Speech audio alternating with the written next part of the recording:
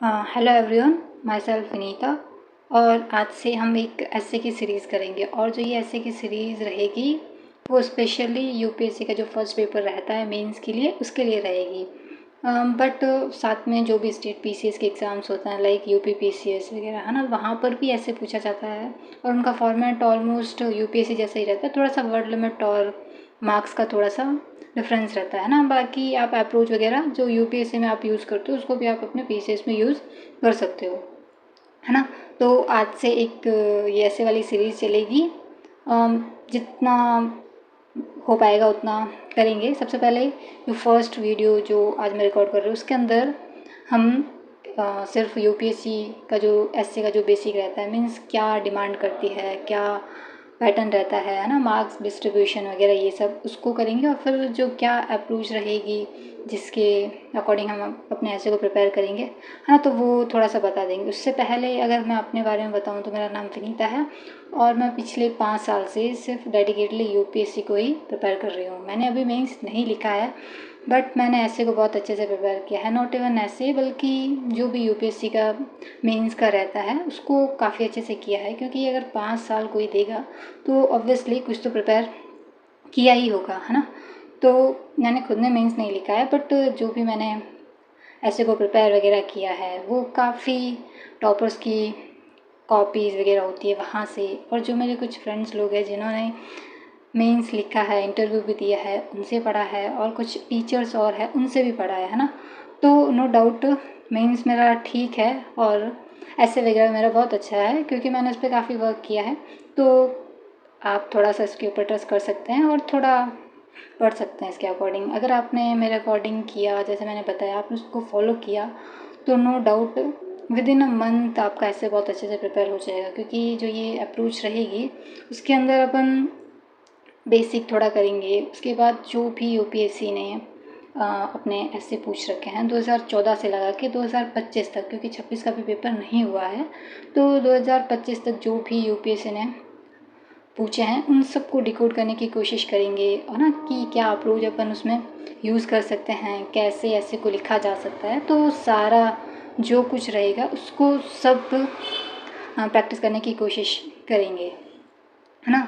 तो आज वाले सेशन की बात की जाए तो इसके अंदर अपन ये सबसे पहले डिस्कस कर लेते हैं जिनको अभी नहीं पता है इतना मेंस के बारे में कि ऐसे का क्या है क्या नहीं है। तो सबसे पहले जो आपका मेंस का एग्ज़ाम होता है उसमें जो फर्स्ट पेपर रहता है वो ऐसे का ही रहता है, और जो ऐसे का पेपर है वो बाकी मेंस के पेपर की तरह ही 250 मार्क्स का रहता है, जिसके अंदर आपको 2 ऐसे लिखने रहते हैं। पहले 2014 से, है ना, पहले और तो एक ही ऐसे लिखने पड़ता था, लेकिन अभी मतलब 14 के बाद में आपको 2 ऐसे लिखने पड़ते हैं, और वो भी आपका पेपर है 250 मार्क्स का आएगा पेपर, और उसके अंदर आपको 2 ऐसे लिखने पड़ेंगे। और ये 2 सेक्शन के अंदर आता है। एक सेक्शन आता है आपका ए करके आता है और दूसरा बी करके आता है ना।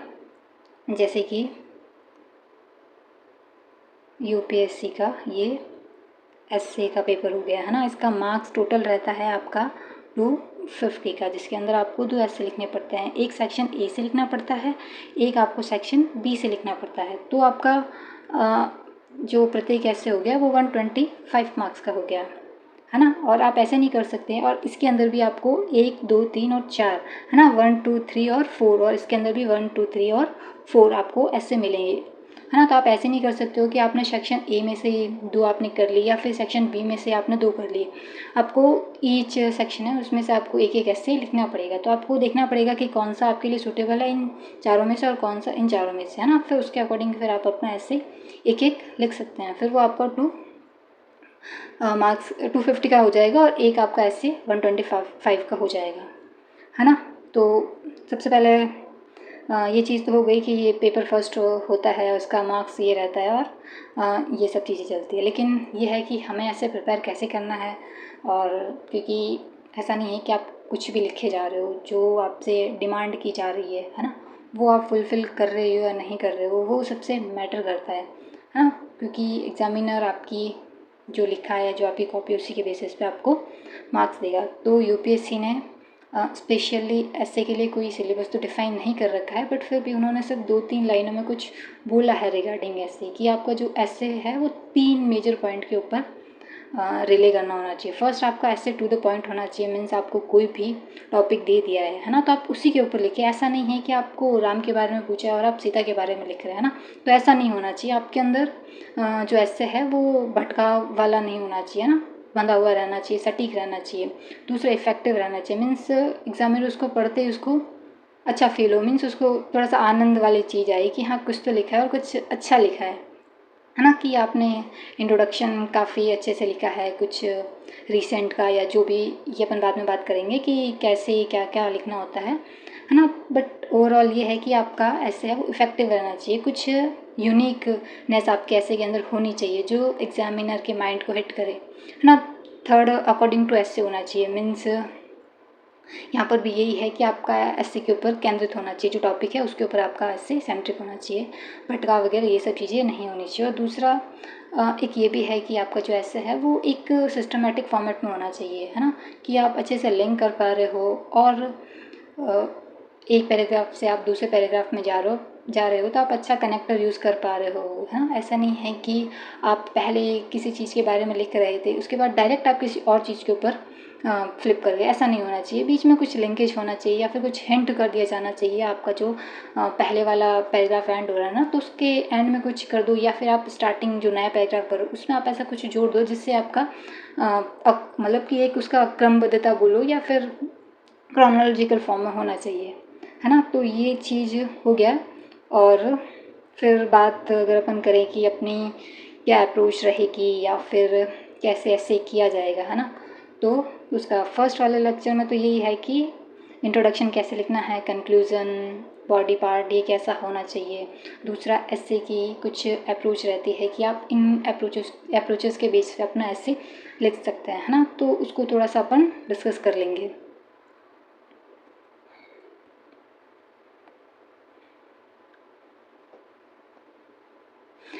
तो सबसे पहले बात करें कि आपका ऐसे है उसका स्ट्रक्चर वगैरह क्या होना चाहिए, है ना, और उसके अंदर किन किन बातों का आपको ध्यान रखना चाहिए, वो सब चीज़ें। यहाँ पे ये इंग्लिश में लिखा हुआ है बट ऑलमोस्ट ऐसे हिंदी मीडियम के लिए हिंदी में ही चलेगा। ये थोड़ा सा इंग्लिश मीडियम है, बाकी ऑलमोस्ट हिंदी में रहेगा। और ऐसा नहीं है कि कंप्लीट हिंदी में ही रहेगा, थोड़ा बहुत बोलने का मेरा तरीका और है ना समझाने का या फिर कुछ भी आपको थोड़ा इंग्लिश वाला और हिंदी वाला दोनों दिखेगा।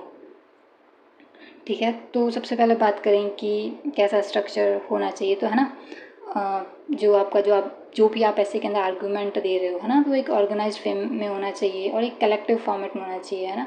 बिखराव वगैरह ये चीज़ नहीं होना चाहिए। और आपको अपना सेट करना पड़ेगा कि आप कौन से आर्गूमेंट को कितना प्रायोरिटी दे रहे हो, है ना। प्रायोरिटाइज़ करना ज़रूरी रहता है कि जो मेजर पॉइंट है या फिर ऐसे का मेन पॉइंट है आप उसको पहले लिखें, है ना, उसके बाद उसके सब पॉइंट और उन सब चीज़ों को लिखें। वरना ऐसा नहीं हो कि आप स्टार्टिंग में या फिर काफ़ी पेज तक तो आप सिर्फ यूँ ही लिख रहे हो ऐसे वैसे, और लास्ट में आप जाके आप ऐसे का जो मेन मुद्दा है उसके ऊपर आ रहे हो, तो वो चीज़ नहीं होना चाहिए। आपके अंदर प्रायोरिटाइजेशन आर्गूमेंट्स में होना ज़रूरी है। ठीक है, फिर कुछ इनोवेटिव अपन यूज़ कर सकते हैं ना। इनोवेटिव के अंदर आप क्या कर सकते हो कि मतलब कुछ केस स्टडी डाल सकते हैं, कुछ मीन्स कुछ पर्सनालिटी है ना, उनके आप डाल सकते हो, नेम वगैरह डाल सकते हैं या फिर उनके कोट्स वगैरह डाल सकते हैं। कुछ पोइट्री हो गया, कुछ मूवीज़ के नेम वगैरह ये सब भी अपन डाल सकते हैं, है ना, तो थोड़ा सा इनोवेटिव हो जाएगा। और देन वही चीज़ है कि आर्गूमेंट का जो आपका फ्लो है वो थोड़ा कनेक्टिव फॉर्मेट में होना चाहिए, है ना, एक दूसरे से लिंक होते हुए होने चाहिए। और आप जो भी आर्गूमेंट वगैरह दे रहे हो वो भी थोड़ा लॉजिकल होना चाहिए, एक सीक्वेंस वाइज भी होना चाहिए, है ना।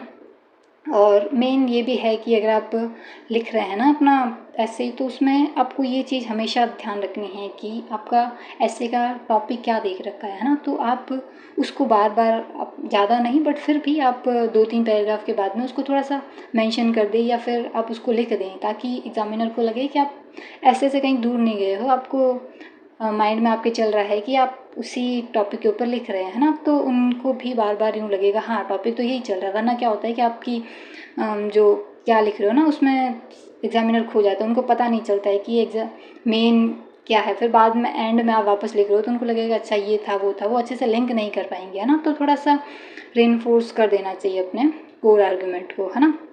देन अगर स्ट्रक्चर की बात करें कि एस्से में वर्ड लिमिट वगैरह क्या होनी चाहिए, तो मेन जो यूपीएससी का एस्से होता है वो समथिंग 1200 आपको वर्ड्स में लिखना होता है ना। तो ज़रूरी नहीं है कि आप 1200 के 1200 वर्ड ही लिखिए, उसमें आप थोड़ा बहुत कम कर सकते हैं। ज़्यादा करेंगे तो वो ओवर हो जाएगा, लेकिन अगर आप 1100 समथिंग में लिख रहे हैं तो भी आपका वो चल जाएगा, क्योंकि उनका मैक्सिमम है 1200 में लिखना ही रहेगा, है ना। तो सबसे पहले इंट्रोडक्शन की बात करें तो इंट्रोडक्शन समथिंग आपका 100 to 120 वर्ड्स में आपका हो जाना चाहिए, हाँ। कि काफ़ी लोग अपना ऐसे लिखते हैं, वो समथिंग 1.5-2 पेज के अंदर इंट्रोडक्शन ही ख़त्म नहीं कर पाते, तो ऐसा नहीं होना चाहिए। इंट्रोडक्शन आपका हाफ पेज में या फिर 1 पेज समथिंग में कंप्लीट हो जाना चाहिए, उससे ज़्यादा नहीं जाना चाहिए। फिर अगर आप थीसिस वाला अप्रोच यूज़ कर रहे हो तो आप वो चीज़ लिख दो, है ना।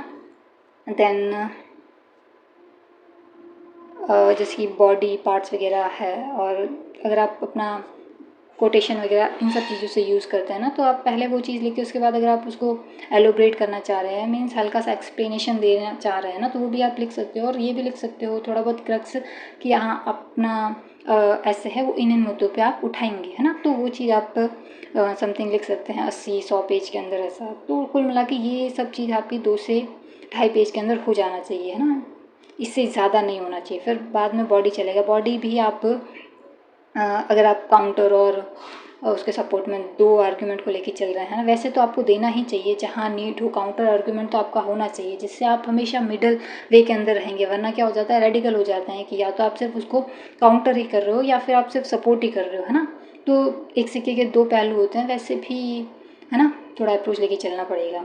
तो जो बॉडी के अंदर आप जो फेवर में आर्गूमेंट कर रहे हो ना, तो वो समथिंग आप दे सकते हो 400-500 पेज के अंदर, सॉरी पेज नहीं, वर्ड्स के अंदर आप उसको लिख सकते हैं। उसके बाद काउंटर है, जैसे कि अगर अच्छा है कुछ, मीन्स जो ऐसे का जो टॉपिक है ना वो एक अच्छी चीज़ के बारे में बता रहा है ना, तो वहाँ पे आपको जो फेवर वाले हैं ना वो आपको ज़्यादा लिखने पड़ेंगे। लेकिन अगर आप फिर भी काउंटर देना चाह रहे हो, क्योंकि हर चीज़ एकदम परफेक्ट नहीं होती है ना, तो वहाँ पे आपको काउंटर भी देना पड़ेगा। तो काउंटर वाला वहाँ पे पोर्शन थोड़ा सा कम होना चाहिए, है ना। अगर वो नेगेटिव की बात करता है तो वहाँ पे फेवर वाले कम होने चाहिए और काउंटर वाला आर्गूमेंट आपकी ज़्यादा होनी चाहिए, हाँ। तो ऐसे ही आप दे सकते हैं। कुछ सब हेडिंग भी यूज़ करते हैं, बट सब हेडिंग आप यूज़ नहीं करेंगे तो चलेगा, क्योंकि सब हेडिंग यूज़ करने से क्या होता है, थोड़ा सा फ्लो और ब्रेक हो जाता है ना। तो बिना सब हेडिंग के ज़्यादा सही रहेगा। बट सब हेडिंग का आप ये मतलब ले सकते हैं कि आपका कोई भी ऐसे हो वो कम से कम 3 आपका मिनिमम होना चाहिए और 7 आपका मैक्सिमम होना चाहिए। उतना आपके अंदर आर्गुमेंट होना चाहिए ऐसे के रिगार्डिंग, है ना। तो वो आप दे सकते हैं।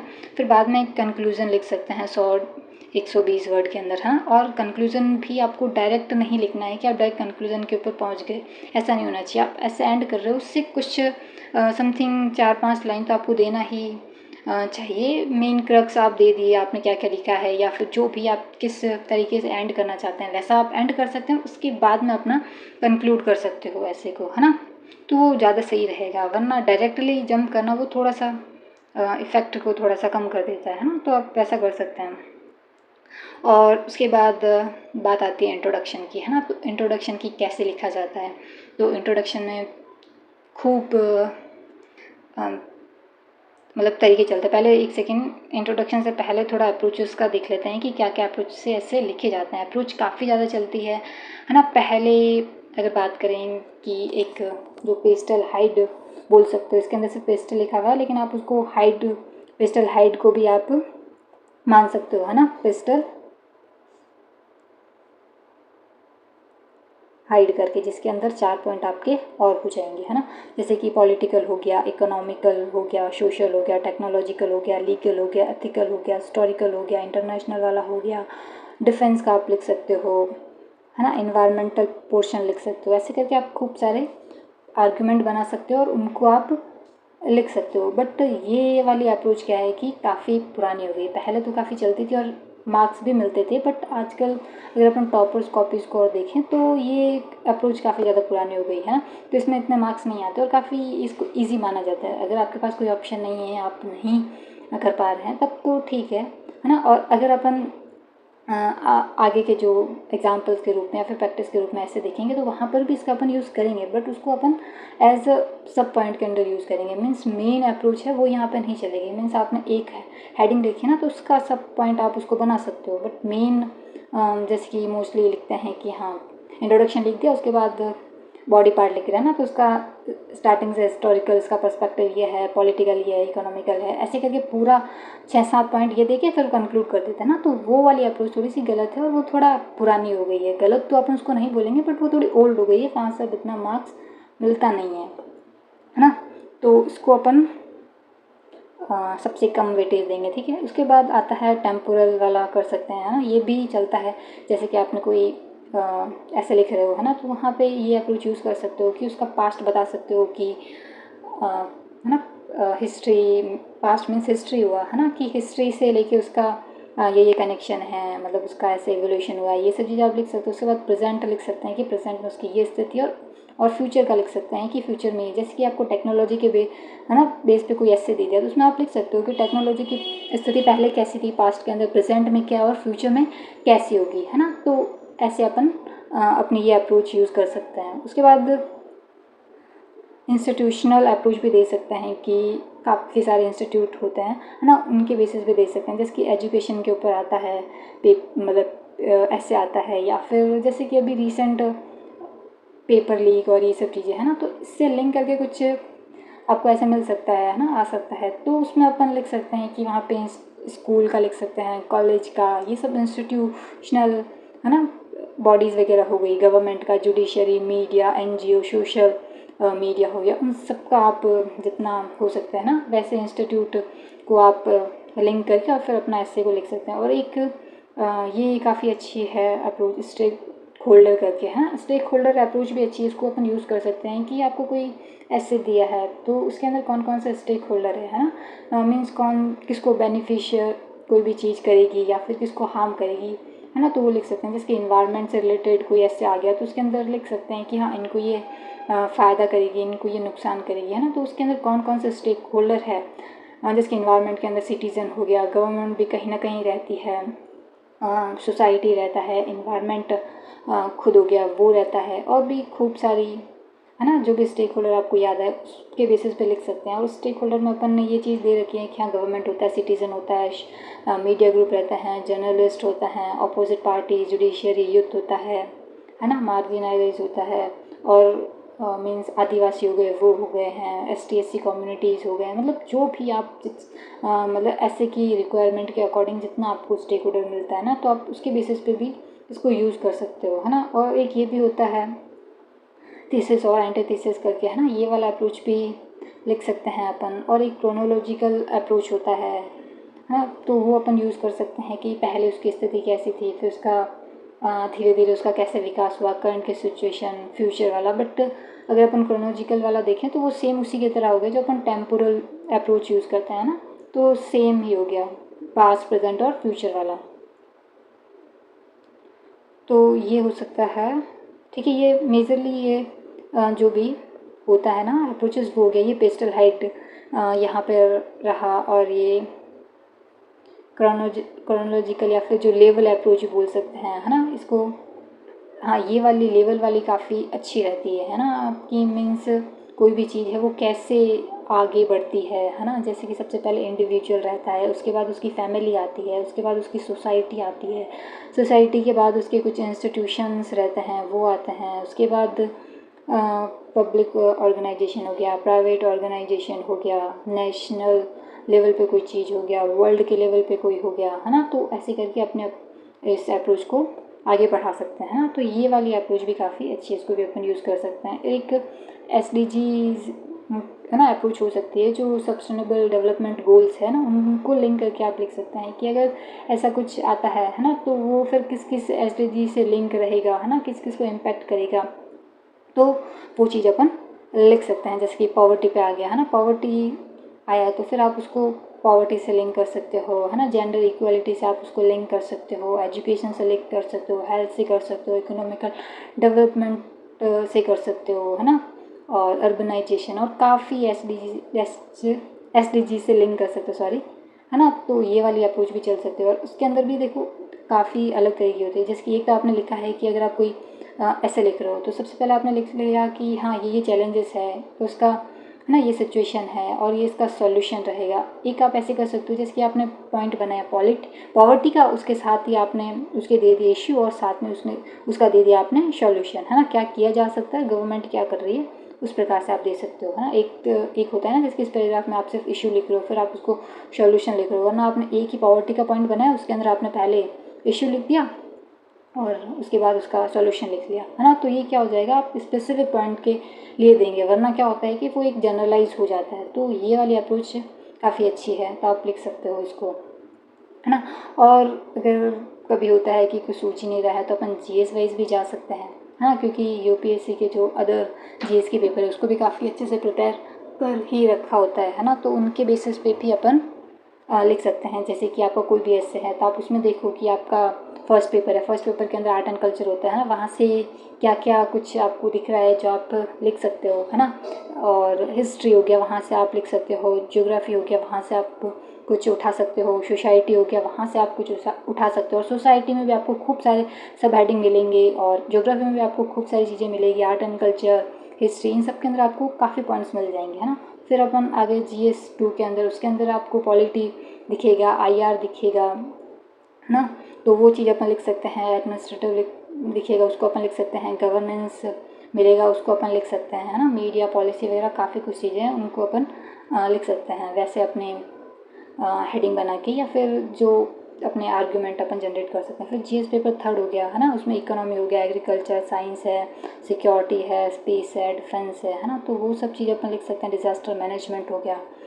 और फिर अपन GS4 को भी लिख सकते हैं। GS4 के अंदर भी इथिक्स आता है ना। इथिक्स से क्या क्या चीज़ें लिंक कर रही है, वैल्यूज़ हो गया, है ना, कुछ दार्शनिक हो गया, आप उनको लिख सकते हो। गवर्नेंस को लिख सकते हो, सिटीजन चार्टर को लिख सकते हो, है ना।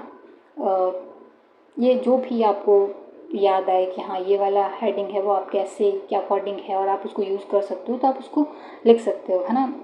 और फिर जैसे कि कुछ यूनिक अगर आपको डायमेंशन पे बनाना है कि आप जनरल कुछ मीन्स एक स्पेसिफिक, आप जिसकी GS वाइज नहीं चल रही है, SDG वाइज नहीं चल रही है ना, आपके पास कुछ यूनिक डायमेंशन है तो आप उसको लेके भी अपना ऐसे लिख सकते हो। जिसकी, है ना, इमोशनल डायमेंशन आप कहीं ना कहीं बना सकते हो। डेमोग्राफिक डिविडेंड बना सकते हो, क्योंकि इंडिया के कॉन्टेक्स्ट में ये काफ़ी इंपॉर्टेंट है ना। तो उसका एक अलग से आप पॉइंट बना सकते हो। कैरेक्टर किसी है उनका बना सकते हो। डिप्लोमेटिक बना सकते हो। सिक्योरिटी का कोई पॉइंट बना सकते हो, क्योंकि ये सब चीज़ें क्या है कि आपका करंट से काफ़ी रिलेवेंट वगैरह मिलती है और आपको यहाँ पे काफ़ी अच्छे एग्जांपल्स वगैरह ये सब भी मिल जाएंगे। तो ये काफ़ी अच्छा रहता है ना। अर्बनाइजेशन का आप लिख सकते हो कि काफ़ी ये थोड़ा सा अभी चल ही रहा है ना। तो उसके चैलेंजेस भी है, कुछ उसके प्रॉफिट भी है। दूसरा कल्चर से भी आप लिंक कर सकते हो, हाँ। तो ऐसे कुछ यूनिक डायमेंशन बना सकते हो। ये इतने सही है, आपके भी काफ़ी हो सकते हैं और आप भी इसके अंदर काफ़ी कुछ ऐड कर सकते हैं, है ना।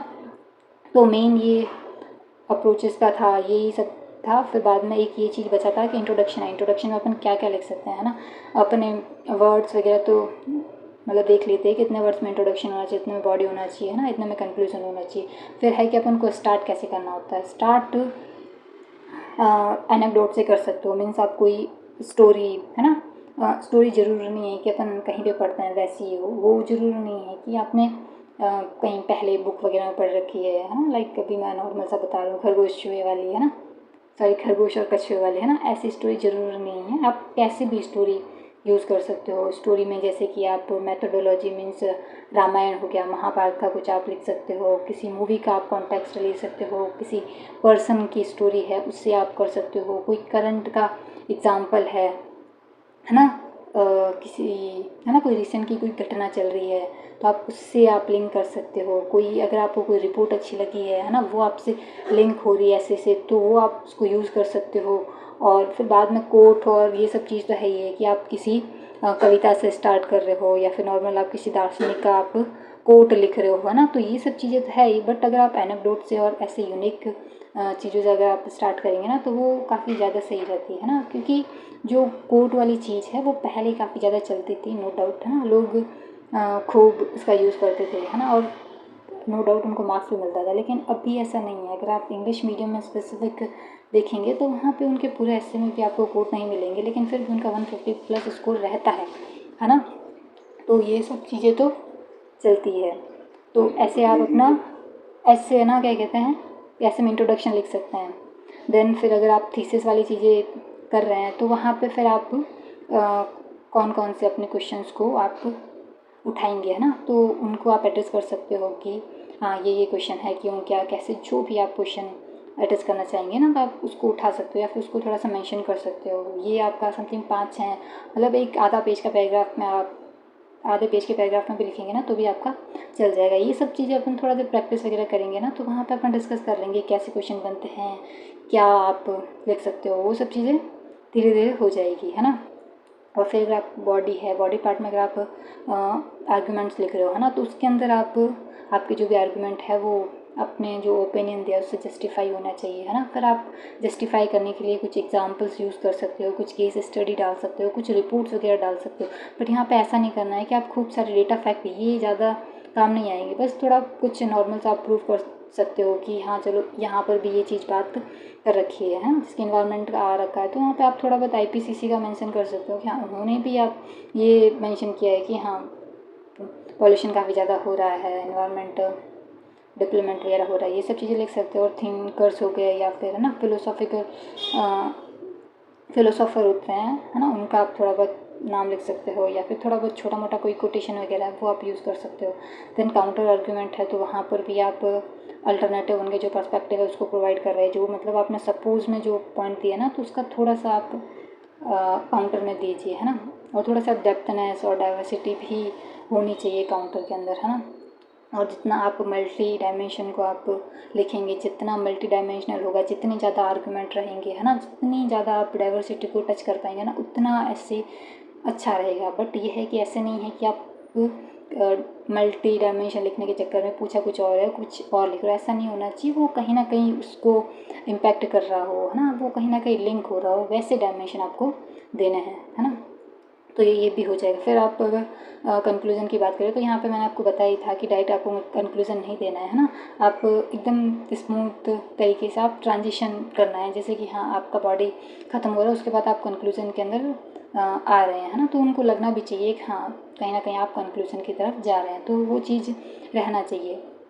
और कंक्लूज़न आपका काफ़ी इम्पैक्टफुल होना चाहिए, और कोशिश ये रहनी चाहिए कि वो आपका हमेशा फॉरवर्ड लुकिंग या वे फॉरवर्ड टाइप होना चाहिए, है ना, कि ऐसा नहीं है कि आप कंक्लूज़न में भी आप किसी ऐसे की बुराई ही कर रहे हो, है ना, वैसे आपने कंक्लूड किया, वैसा नहीं होना चाहिए। वो एक बैलेंस फॉर्मेट में रहना चाहिए जहाँ पे आपके आर्गूमेंट जो फेवर में है वो और जो काउंटर में दिए वो दोनों जस्टिफाई होना चाहिए, या फिर जो आपने पहले क्या चैलेंजेस वगैरह बताइए, है ना, तो वहाँ पर भी कहीं ना कहीं सॉल्यूशन बेसिस, है ना, वे फॉरवर्ड टाइप ही होना चाहिए। और हमेशा आपका जो कंक्लूज़न बोलो या फिर, है ना, जब आप कंक्लूड करने की तरफ आ रहे हो ना तो वहाँ पे आप एक मिडल पाथ को यूज़ करें, है ना, कि आप एक फेवर की तरफ नहीं जा रहे हो, आप दोनों को फेवर कर रहे हो। और आपके लिए ये है कि हाँ दोनों मैटर करते हैं, लेकिन अगर कुछ कमियां वगैरह है तो उसके ऊपर ध्यान देना चाहिए, हाँ, जो भी सॉल्यूशन है उसको निकालना चाहिए।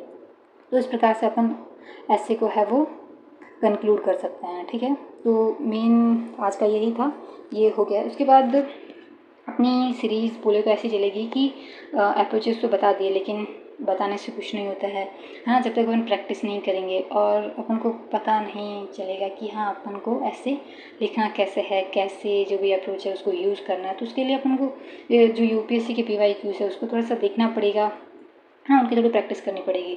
तो जो नेक्स्ट वीडियो आएगा ना उसमें अपन नेक्स्ट जितना भी अपन कर पाएंगे ना, अगर करेंगे सब लोग थोड़ा बहुत, है ना, तो फिर ये जितना यूपीएससी ने 25 तक जितना भी ऐसे पूछा है तो उसका सबका अपन करेंगे, है ना, सबका रफ वर्क करेंगे कि हाँ कैसे इंट्रोडक्शन लिखा जा सकता है, कैसे थीसिस देना है ना, कैसे आर्गूमेंट जनरेट करना है, आर्गूमेंट के अंदर भी आप क्या एग्जांपल दे सकते हो, क्या क्या चीज़ कर सकते हो, है ना, वो सब करेंगे। फिर कंक्लूजन आप कैसा दे सकते हो, है ना, तो वो सब कुछ जितने भी ऐसे हैं उसमें अपन डिस्कस करेंगे ना, वो सारा हो जाएगा, ठीक है। और इसकी PDF भी आपको टेलीग्राम ग्रुप में मिल जाएगी, है ना, जो आपको डिस्क्रिप्शन में मिल जाएगा, है ना।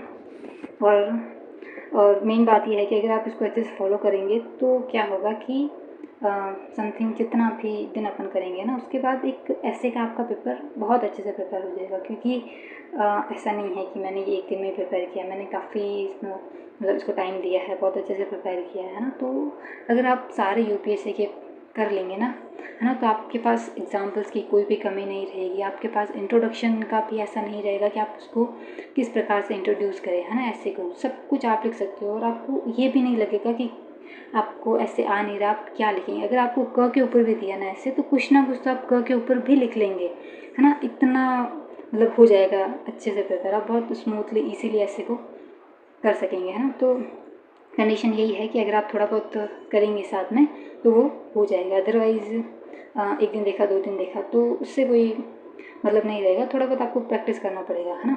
तो और जब ये सीरीज़ कंप्लीट हो जाएगी ना, उसके बाद में जो भी एग्जांपल्स एक्स्ट्रा, है ना, वो हो गया। कैसे आप और इंट्रोडक्शन है, कंक्लूजन है, कोटेशन, वो सब भी आई प्रोवाइड यू, है ना। तो वो भी मैं करवा दूँगी, है ना। और मेन एक ये है कि अगर आप कोई भी ऐसे लिख रहा है ना, तो आपको ग्रुप में 1 या 2 का मिल जाएगा। आप जितना हो सके उतना, क्योंकि एक दिन में एक करेंगे तो काफ़ी ज़्यादा टाइम लग जाएगा। तो कोशिश रहेगा कि एक दिन में 2 या 3 तो कर ही ले, है ना। ऐसे को डिस्कस कर लेंगे तो आपको ग्रुप में मिल भी जाएगा कि हाँ यहाँ पे आज ये वाला होने वाला है ना। तो आप वहाँ पे अपना रफ वर्क कर सकते हो, क्योंकि ऐसे के लिए रफ वर्क करना बहुत ज़रूरी है। उससे आपको पता रहेगा कि हाँ आपको ये आर्गूमेंट देना है, इस डायरेक्शन में जाना है आपको। और अदरवाइज़ क्या होगा कि आप लिखते जाएंगे, आप वर्ड लिमिट आपके पास नहीं रहेगी, है ना। किस पोर्शन को कितना देना है वो आपका छूट जाएगा। और आपने स्टार्टिंग में मन में सोचा होगा कि मुझे इस पर लिखना है, लेकिन हाँ आते आते आप किसी और तरफ चले जाएंगे। जो आपने सोचा है वो आप नहीं लिख पाएंगे और किसी और तरफ चले जाएंगे। तो ये भटकाव ना हो, लिंकेज बना रहे, उसके लिए रफ वर्क करना बहुत ज़रूरी है। क्योंकि अगर आपने रफ वर्क करना सीख लिया ना, तो इसका मतलब हुआ कि आपने आधे से ज़्यादा प्रिपरेशन तो ऐसे ही कर ही ली है। हाँ, तो जब आपको ग्रुप में मिले तो आप कर भी सकते हैं, है ना। एक दिन पहले मिल जाएगा, आप थोड़ा रफ वर्क कर लेना, उसके बाद डिस्कस कर लेंगे। और जो भी आप सेंड करेंगे तो वो मैं आपका चेक भी कर लूँगी ना, रफ वर्क। और कोशिश करिएगा कि संडे को आप फुल ऐसे लेके, है ना, रफ वर्क नहीं करना है। पूरा 12 पेज का है वो आपको लिखना है। अभी 1-2 दिन तो ऐसे ही डिस्कस करेंगे, उसके बाद में आप को थोड़ा आइडिया लग जाएगा कि हाँ कैसे अप्रोच यूज़ वगैरह करना है ना। कैसे इंट्रोडक्शन के बारे में सोचना है, कंक्लूजन, बॉडी, इन सब के बारे में। तो 2-3 दिन बाद आप थोड़ा स्टार्ट कर लेना, है ना। ठीक है, तो आज का यही था। बाकी देखिए तो ये सारा है 2014 का लिखा है, 2015, 16, 17, 2025 तक जो भी हैं उन सब का है ना। तो वो सभी डिस्कस कर लेंगे अपन। और इसके फिर बाहर कुछ भी करने की ज़रूरत नहीं रहेगी। अगर आपने उसको अच्छे से सारा कर लिया ना, तो बाद में ये रहेगा कि आपको ऐसे के लिए एक चीज़ भी नहीं उठाने की ज़रूरत पड़ेगी कि हाँ आपका ऑलरेडी इंट्रोडक्शन, कंक्लूजन सब कुछ रेडी रहेगा। आपको ऐसे मेन बात ये है कि ऐसे लिखना आ रखा होगा, है ना। तो मेन यही है, क्योंकि अदर चीज़ उसमें तो आपको याद करना पड़ता है। यहाँ पे याद वाली तो बात नहीं। जितना आप अच्छा सोच पाएंगे, जितना गहरा सोच पाएंगे, जितना आप डायमेंशन को कवर कर पाएंगे ना, उतना आपका ऐसे इफेक्टिव बन जाएगा। और आपकी प्रैक्टिस भी काफ़ी अच्छी हो रखी होगी ना, तो आप इजीली ऐसे को कर पाएंगे, है ना। तो यही है कि आप करिएगा और इम्प्रूवमेंट तो आपको फिर दिखेगा अगर आप करेंगे तो। ठीक है, आज का यही है और बाकी का बात नहीं करता है ना। ये सीरीज़ या तो अल्टरनेटिव डे में या फिर डेली बेसिस पे आएगा। ठीक है, ओके, बाय बाय।